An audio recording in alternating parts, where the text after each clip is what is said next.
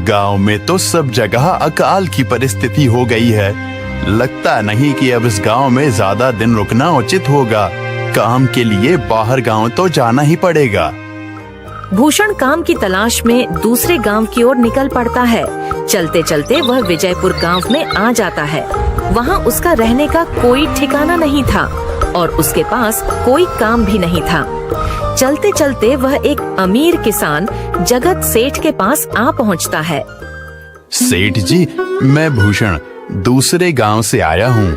हमारे गांव में अकाल की परिस्थिति हो गई है। लोगों के खेत सूखे पड़े हैं। गांव में बूंद बूंद पानी के लिए लोग तरस रहे हैं। अगर मुझे आपके पास कुछ काम मिल जाएगा तो बहुत कृपा होगी बड़े भाई। अरे रे, लगता है तुम्हारी हालत बहुत खस्ता हो गई है। ठीक है, वैसे मेरे पास एक काम तो है, पर लगता नहीं कि तुम वो कर पाओगे। सेठ जी, आप चिंता ना करें। मुझे आप कोई भी काम दे सकते हैं। मैं वो काम पूरी मेहनत और ईमानदारी से करूंगा। अच्छा ठीक है भूषण, तो कान खोल कर सुन लो। मेरे पास 50 गायें और 50 भैंसें हैं। तुम्हें हर रोज इन जानवरों का गोबर निकालना होगा और रोज सुबह शाम उन्हें चारा पानी देना होगा। महीने के आखिर में तुम्हें इस काम के लिए 200 रुपए मिलेंगे। और हाँ, 2 वक्त का खाना भी हमारी तरफ से मुफ्त दिया जाएगा।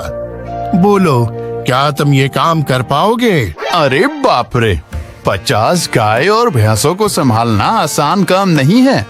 पर अब मैं कुछ कर भी तो नहीं सकता, और ऊपर से सेठ जी 2 वक्त का खाना भी दे रहे हैं। ठीक है सेठ जी, मैं ये काम कर लूंगा, पर एक विनती है। हाँ बोलो भूषण, क्या बात है? सेठ जी, अगर आपको समस्या ना हो तो क्या मैं आपके गायों के साथ गौशाला में रह सकता हूँ? सेठ जी, मैं इस गांव में नया हूँ। मेरा रहने का कोई ठिकाना नहीं है। जग्गा सेठ थोड़ी देर तक सोचता है और भूषण को ऊपर से नीचे तक देखने के बाद उससे कहता है, ठीक है भूषण, तुम गौशाला में रह सकते हो। जी धन्यवाद सेठ जी। तब से भूषण गौशाला में रहकर अपना काम करने लगता है। वह रोज जल्दी उठकर गाय और भैंसों का गोबर निकालता, उन्हें चारा डालता और समय पर पानी भी पिलाता था। हर रोज भूषण अपना काम ईमानदारी और पूरी मेहनत से करता था। जगत सेठ को भी भूषण का काम बहुत पसंद आने लगा, क्योंकि वह अपना काम सफाई से करता था। एक दिन जगत सेठ भूषण को बुलाकर उससे बोलता है, भूषण, मुझे तुम्हारा काम बहुत पसंद आया है। तुम गाय और भैंसों का अच्छा ख्याल रख रहे हो, इसलिए दूध की गुणवत्ता भी बढ़ गई है और गायें पहले से ज्यादा दूध भी दे रही हैं। इसलिए मैं आज से तुम्हारी तनख्वाह बढ़ाकर पूरे 400 रुपए कर रहा हूँ। आपका बहुत बहुत धन्यवाद सेठ जी। कुछ दिन ऐसे ही बीतने लगते हैं। भूषण जगत सेठ के पास बहुत मेहनत और ईमानदारी से काम करता है। धीरे धीरे भूषण के पास अच्छा खासा रुपया जमा हो जाता है, जिससे वह अपने लिए छोटा सा रहने लायक एक कुटिया बनवा लेता है। उस गौशाला में सोकर तो नाक से गोबर की गंध अभी भी नहीं जा रही। अब आखिरकार मुझे अपने घर में चैन से सोने को तो मिलेगा। तब से भूषण जगत सेठ के पास गौशाला में काम करने आता और 2 वक्त का खाना खाकर अपने घर सोने के लिए चला जाता था। कई साल ऐसे ही बीत जाते हैं। भूषण की मेहनत के कारण उसके पास अच्छा खासा रुपया जमा हो जाता है। एक दिन भूषण जगत सेठ से बोलता है, सेठ जी, आजकल गांव में चोरी की समस्या बहुत बढ़ गई है और मेरे पास कुछ रुपए भी जमा हैं जो मैंने अपने घर में रखे हुए हैं, पर मुझे उन पैसों की चोरी की चिंता हो रही है। आपको तो पता है कि मैं दिन भर आपके पास ही काम करता हूँ और सिर्फ रात में ही घर सोने जाता हूँ, इसलिए मुझे रोज उन पैसों की चोरी की चिंता सताती है। हाँ भूषण, तुम बात तो बिल्कुल सही कह रहे हो। आए दिन गांव में नए नए चोरी के किस्से सामने आ रहे हैं और दिन भर तो तुम्हारा घर खाली ही रहता है, तो चोरी होने की संभावना तो जरूर है। जगत सेठ थोड़ी देर सोचता है और फिर भूषण से कहता है, देखो भूषण, ऐसे समय में तो गांव में एक ही जगह है जहां पर तुम्हारा धन सुरक्षित रह सकता है, और वो है जमींदार का घर। क्या जमींदार का घर? हाँ भूषण, इस गांव के जमींदार बहुत ईमानदार और दयालु हैं। ऐसा मैंने कुछ लोगों से सुना है और उनके घर पर बहुत सारे पहरेदार भी हैं। तो चोरी होने की संभावना बहुत कम है। तुम अपने पैसे उनके पास रख सकते हो। अच्छा, ऐसा है क्या सेठ जी? ठीक है, फिर आज ही मैं जमींदार जी से मिलकर बात करता हूँ और उन्हें अपनी समस्या बताता हूँ। उस दिन भूषण जमींदार जी के घर उनसे बात करने जाता है। हे टूडको, कहाँ अंदर आए जा रहे हो? वहीं रुक जाओ। जी, मुझे जमींदार जी से मिलना है। मुझे उनसे कुछ काम है। क्या काम है तुमको उनसे? मुझे जरा बताओ। जी, मुझे कुछ पैसे रखवाने थे उनके पास। यही काम के लिए आया था मैं। अच्छा ठीक है, तुम अंदर जा सकते हो। नमस्ते जमींदार जी, मैं भूषण जगत सेठ के यहाँ काम करता हूँ। कुछ साल पहले ही मैं दूसरे गांव से यहाँ आया हूँ। अच्छा भूषण, बोलो तुम्हारा क्या काम है मेरे पास? जमींदार जी, मैं सालों से जगत सेठ के पास काम कर रहा हूँ और मैंने कुछ रुपए भी जमा कर लिए हैं। पर बात यह है कि गांव में चोरी की समस्या बहुत बढ़ गई है, तो मुझे अपने रुपए घर में रखने से डर लग रहा है। अच्छा, कितने रुपए जमा किए हैं तुमने? जमींदार जी, यही कोई 5 से 6 हजार रुपए होंगे मेरे पास। वाह, ये तो बड़ी रकम है। मैंने आपकी ईमानदारी के बारे में लोगों से बहुत सुना है, इसलिए मैं अपनी रकम आपके पास कुछ वक्त के लिए रखने आया हूँ। हाँ भूषण, तुमने बिल्कुल सही सुना है। तुम्हारी रकम मेरे पास पूरी तरह से सुरक्षित रहेगी। तुम अब चिंता ही छोड़ दो, मैं सब देख लूंगा। भूषण अपने पैसों की थैली जमींदार को दे देता है। ये पूरे 5,800 रुपए हैं, आप गिनकर देख लीजिए। गिनने की क्या जरूरत है? तुम तो जगत सेठ के आदमी हो, मुझे तुम पर पूरा विश्वास है। जमींदार जी, आपका बहुत बहुत धन्यवाद। अब मुझे चोरों का कोई डर नहीं है, क्योंकि मेरे पैसे सुरक्षित हाथों में हैं। अरे भूषण, कोई बात नहीं। धन्यवाद तो मुझे बोलना चाहिए, जो तुम मेरे पास आए अपने रुपए रखने के लिए। भूषण अपने पैसे जमींदार को देकर अपने घर चला जाता है। हाँ भूषण, तुम्हारे पैसे मेरे हाथों में ही अच्छे लगते हैं। ऐसे ही भूषण ईमानदारी और मेहनत से जगत सेठ के यहाँ काम कर रहा था। देखते ही देखते 2 साल ऐसे ही बीत जाते हैं। एक दिन भूषण सोचता है, अब बहुत साल हो गए जगत सेठ के यहाँ काम करते हुए। वैसे सेठ जी तो बहुत अच्छे इंसान हैं, पर सोच रहा हूँ कि खुद की जमीन लेकर उस पर मेहनत करूँ, तभी मैं बड़ा आदमी बन सकता हूँ। अब जो मेरे पास थोड़े कुछ पैसे हैं और जो जमींदार के पास कुछ पैसे संभालने के लिए दिए हैं, वो जमा करके थोड़ी जमीन खरीद लूंगा। आज ही जमींदार से मिलने जाता हूँ और अपने रुपए मांगता हूँ। ये सोचकर भूषण जमींदार जी के घर चला जाता है। जमींदार जी, मैं अपने रुपए वापस लेने आया हूँ। आपके पास मैंने 5,800 रुपए दिए थे संभालने के लिए। अरे भाई साहब, मैंने पहचाना नहीं आपको। वैसे कौन हो आप? अरे जमींदार जी, मैं भूषण हूँ। पिछले साल मैंने आपको पैसे संभालने के लिए दिए थे, याद आया कुछ?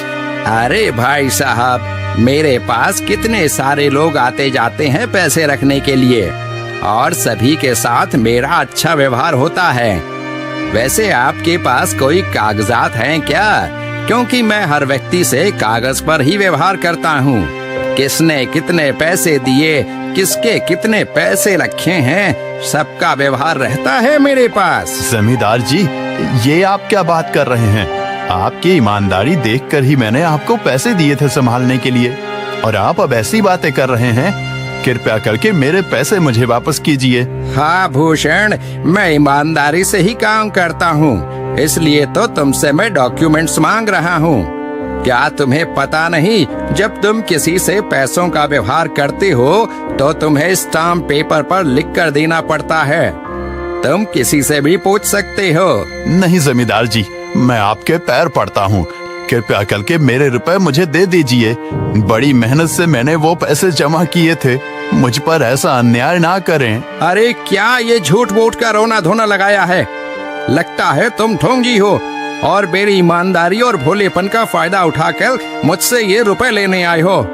रुक, तुझे अभी सबक सिखाता हूँ। जमींदार अपने आदमियों को बुलाकर भूषण की पिटाई करने को कहता है। इसे तब तक मारो जब तक ये बेहोश ना हो जाए। इस 2 कौड़ी के आदमी ने मेरी ईमानदारी पर सवाल उठाया है, इसे छोड़ना मत। जमींदार के आदमी भूषण को डंडे से खूब मारते हैं। फिर भूषण दुखी होकर अपने घर चला जाता है। भूषण के शरीर पर घाव के निशान स्पष्ट दिखाई दे रहे थे। 2 दिन से भूषण घाव के दर्द के कारण जगत सेठ के घर काम के लिए नहीं जा पाता है। इसलिए अगले दिन जगत सेठ भूषण के पास आ जाते हैं। वह देखते हैं कि भूषण खाट पर सो रहा है और वह बड़ा ही चिंता में नजर आ रहा है। भूषण भाई, तुम 2 दिन काम पर नहीं आए, क्या हुआ भाई? तबीयत ठीक है ना तुम्हारी? कुछ समस्या है क्या? अरे सेठ जी, आप खुद यहाँ आए हो। आप खबर भिजवाते तो मैं खुद चला आता। अरे भूषण, कोई बात नहीं, तुम्हें देखकर लगता है तुम बीमार हो।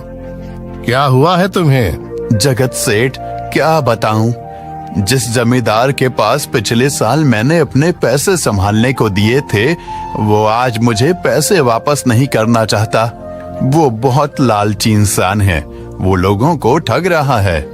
और जब मैंने बाद में गिड़गिड़ाना शुरू किया तो उसने डंडे से मार मार कर मेरी पिटाई करवा दी और मुझे वहां से धक्के मार कर निकाल दिया। अरे बाप रे, ये तो बड़ा ही गंभीर विषय है। मैंने तो जमींदार के बारे में अच्छा ही सुना था, पर मुझे भी नहीं पता था कि वो इंसान इतना गिरा हुआ है। तभी मैं सोचूं, हर साल उसकी संपत्ति इतनी ज्यादा कैसे बढ़ रही है। मुझे माफ कर दो भूषण, मैंने ही तुम्हें जमींदार के पास जाने को बोला था। गलती तो मेरी भी है। नहीं जगत सेठ, आप तो मेरा अच्छा ही सोच रहे थे। ये तो उस जमींदार का लालच है। अब लगता नहीं मेरे पैसे उस जमींदार से वापस मिलेंगे भी। भूषण, मेरे पास एक तरकीब है जिससे मैं तुम्हारे पैसे तुम्हें वापस दिला सकता हूँ। जगत सेठ भूषण के कान में सारी तरकीब बताता है। ठीक है सेठ जी, हे ऊपर वाले, ये तरकीब कामयाब होने दीजिए। अगले दिन जगत सेठ बहुत सारे पैसों को एक सूटकेस में भरकर खुद जमींदार के घर जाता है। अरे जगत सेठ, आज आप खुद यहाँ? बोलो भाई, इस गरीब के घर कैसे आना हुआ? हमारा तो ये सौभाग्य है कि आप जैसे धनी आदमी के चरण हमारे घर में लगे हैं। नमस्ते जमींदार जी। अरे जमींदार जी, आप तो मुझे अब लज्जित कर रहे हैं। वैसे मैं कुछ महीनों के लिए दूसरे राज्य में व्यापार करने जा रहा हूँ। मैं ये लगभग 50,000 रुपए लाया हूँ। मुझे डर है कि कहीं ये चोरी ना हो जाए। क्या आप मेरे सारे पैसे अपने पास संभाल कर रख सकते हैं? आपके सिवाय इस गांव में और किसी पर भरोसा नहीं कर सकता। अरे जगत सेठ, ये भी कोई पूछने की बात है? मेरे पास आपके पैसे बिल्कुल सुरक्षित रहेंगे। आप निश्चित होकर व्यापार करने जा सकते हैं। इस बार तो बड़ी मछली हाथ लगी है। बार बार ऐसा मौका नहीं मिलता। भारी माल हाथ में लगने वाला है। तभी वहाँ पर भूषण आ जाता है। अरे भूषण, तुम? अच्छा हुआ तुम आ गए। मैं तुम्हारे पास ही आने वाला था। मुझे माफ करना, उस दिन तुम्हें पहचान नहीं पाया। इतने सारे लोग मेरे पास आते हैं तो जरा परेशानी होती है, पर मैं अपनी बातों का बड़ा पक्का हूँ। हाँ रुको, मैं तुम्हारे सारे पैसे अभी देता हूँ। जमींदार भूषण के सारे पैसे उसे लौटा देता है।